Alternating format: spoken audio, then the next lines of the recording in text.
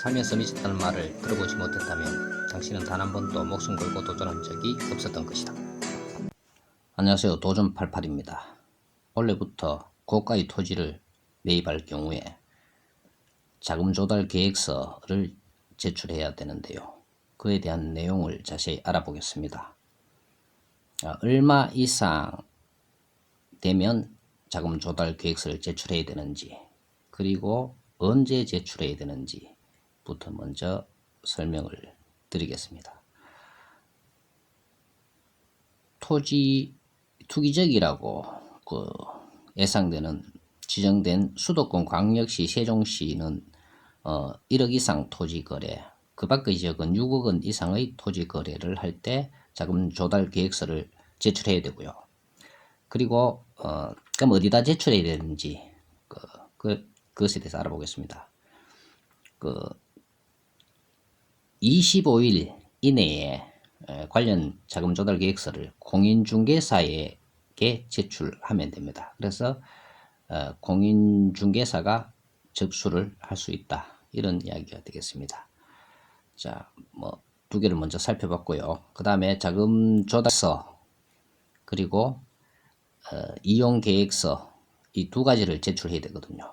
그래서 먼저 자금 조달 계획서는 어떻게 제출하는지, 그 내용이 뭔지에 대해서 살펴보도록 하겠습니다. 자, 대상 지역을 먼저 살펴보면 수도권이나 광역시, 세종시의 경우에는 1억 원 이상 토지 거래가 되면, 그러니까 투기 지역으로 본다는 이야기겠죠, 그죠? 그래서 1억 원 이상 토지 거래 시 제출을 해야 된다는 이야기고요. 지분 거래 전부, 이게 무슨 말이냐 하면, 자, 내가 만약에 그 땅을 소유하고 있단 말입니다. 근데 지분이, 내 지분이 2분의 1입니다. 그러면 그 이제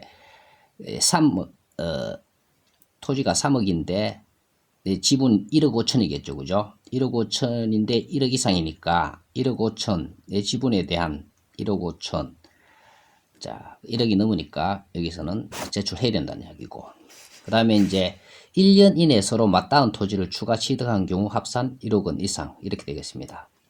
자, 예를 들어서 작년 10월 달에 그 땅을 7천만 원 주고 샀단 말입니다. 그리고 올해 3월 달에 다시 추가로 이제 5천만 원 주고 샀으면 총 1억 2천이 되지 않습니까? 그죠?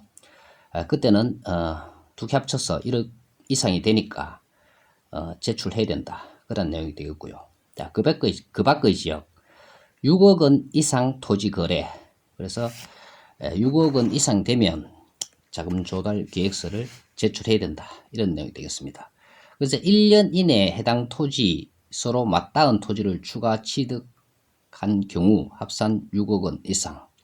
이게 무슨 말이냐 하면 위하고 똑같죠, 그죠?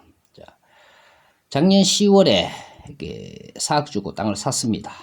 그리고 올해 3월에 또 3억 주고 땅을 샀습니다. 그래서 1년 이내니까 작년하고 올해하고 합산 금액이 7억 원이지 않습니까? 그죠?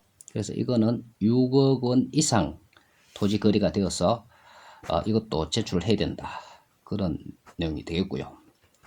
자, 그러면 자금 조달 계획 제출 내용이 어떤 것인지에 대해서 살펴보겠습니다.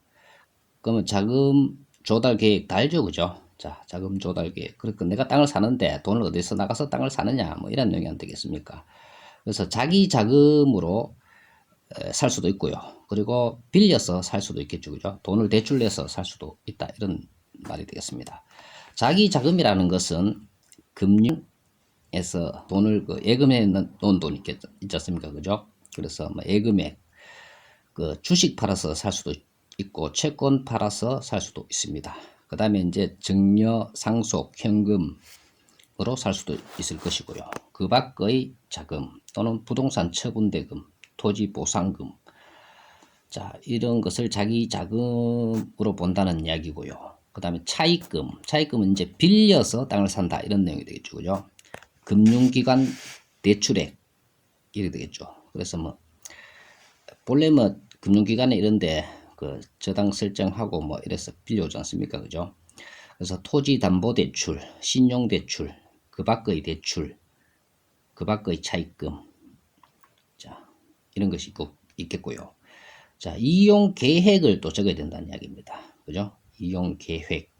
그래서 해당 토지의 이용 계획.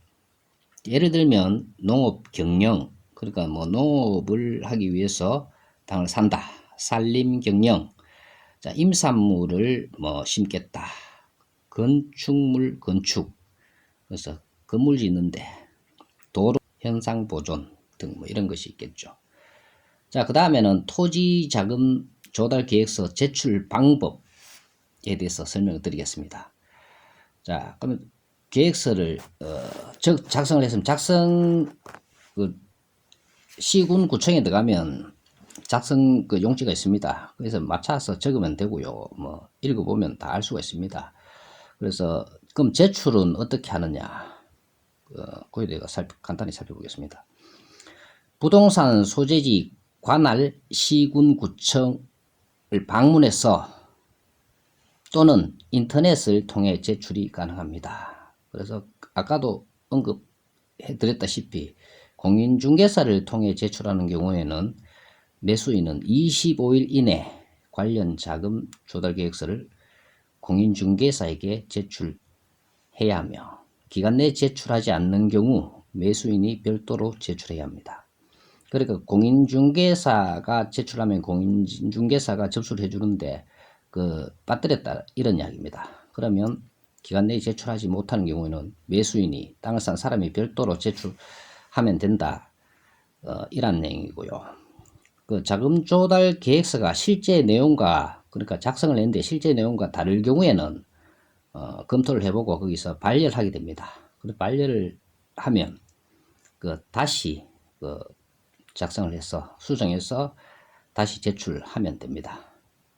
그리고 제3자 제출 대행을 하는 경우 대리인은 관련 서류와 함께 시군구청에 제출 가능하며 이 경우는 방문 제출만 허용됩니다. 그래서 인터넷으로는 제출이 안 된다 이런 얘기죠. 그죠? 서명 또는 날인, 법인 인감된 위임장, 위임인 신분증, 법인 인감 증명서 사본, 대리인 신분증 이런 걸 지참해서 하시면 된다 이런 이야기고요. 토지 자금 조달 계획서와 부동산 거래 계약 신고서를 동시에 제출해야 하는가 이런 게 궁금한 사람이 있을 수도 있습니다. 자금 조달 계획서를 부동산 거래 계약 신고서와 별도 제출할 수 있으나 부동산 거래 계약 신고서만 제출되고 자금 조달 계획서가 제출되지 않는 경우에는 신고 필증이 발급되지 않습니다. 신고 필증은 소유권 이전 등기 신청 시 필수 제출 서류입니다. 부동산 거래 계약 신고서와 자금 조달 계획서 일괄 제출을 권장합니다. 이상으로 토지 자금 조달 계획서에 대해서 알아보았습니다. 조금은 도움이 되셨나요? 감사합니다. 도전88이었습니다.